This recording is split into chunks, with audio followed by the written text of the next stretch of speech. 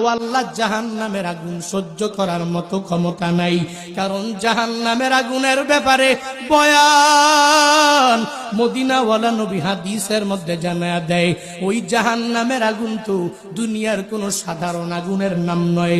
নবী বলেন, ও কিদা আলান্নার আলফাসানাতিন হাত্তা ইবিয়াদ্দত সুম্মা উকিদা আলাইহা আলফাসানাতিন হাত্তা ইহমাররাত সুম্মা উকিদা আলাইহা আলফাসানাতিন হাত্তা ইসওয়াদ্দাত ফাহিয়া সাউদাউ মুসলিমা।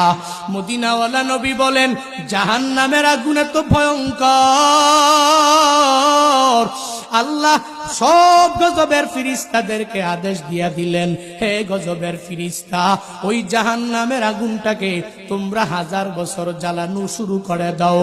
জাহান্নামের গজবের ফিরিস্তারা জাহান্নামের আগুনকে 1000 বছর জ্বালাইলো। নবী বলেন, জ্বালানোর পরে রংটা ধারণ করলো সাদা। এরপরে গজবের ফিরিস্তারা ওই রবের দরবারে আসিয়া বলে, মালিক, আপনার আদেশ অনুযায়ী জাহান্নামের আগুন 1000 বছর আমি জ্বালাইলাম, ও আল্লাহ, এখন কি আর জ্বালানো লাগবে কিনা জানাইয়া দে।